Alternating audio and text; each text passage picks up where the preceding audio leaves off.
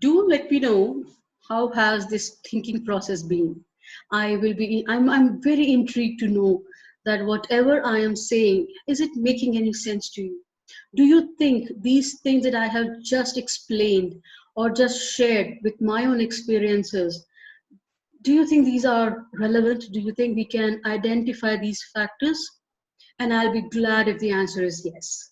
Because now I'm taking you towards Six Sigma, rather, Lean Six Sigma, which is identified and which is adopted by a lot of organizations in terms of their quality, in terms of reducing the number of tasks or the flow chart that people had. I thought let's do Lean Six Sigma for our own lives.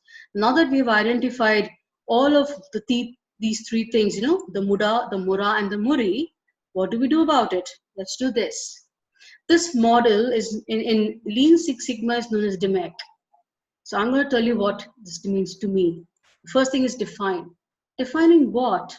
Defining the overperformances that we have in our lives, defining the imbalances that we have in our life, defining the wastages that we have in our life is the first stage. Now, why the word define? Because when you are defining something, that means you have an absolute clarity of your thought. You are not beating around the bush. You're not trying to confuse or convince people. Rather, you're very sure of what you're talking. So therefore, define. Now, once you've defined, it becomes easier for you to measure things, isn't it? Anything or everything that we do needs a measurement. Weight loss needs a measurement. Uh, Dietary supplements needs a measurement.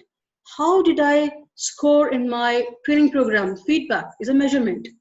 Appraisals, a measurement, right? So let us also measure these things. It's important that we make a considerable measurement or rather a scale in our lives. How do we do that? Now, if I was getting annoyed or angry on my colleagues for a certain situation for like 10 times in the entire week, I am going to curtail it down. I am going to measure. Can I reduce it by say 3 or 4, and week 2 I will only get angry for like 6 times. I'll again try to cut it down. I'm not saying there's a magic one is going to happen tomorrow, but yes, it will eventually happen. So measure. It's essential that we measure. Everything needs a measurement because that measurement is a validation of the kind of changes that we are making in our lifestyle. Analyze what? Analyze those areas or those trigger points because of which you get into those problems, those wastages, imbalances, overperformance. What are those places? What are those trigger points? Let's identify those as well. So that's when you analyze them and you are able to understand that these are the trigger points because of which my work life gets disbalanced. We can now do what? Improve it. So that analysis is essential, right? But it will not happen until unless you have been able to measure it. And for that measurement, we need to define it as well. Improvement, the fourth factor of DMEG. It says what? It gives us a clear picture of what.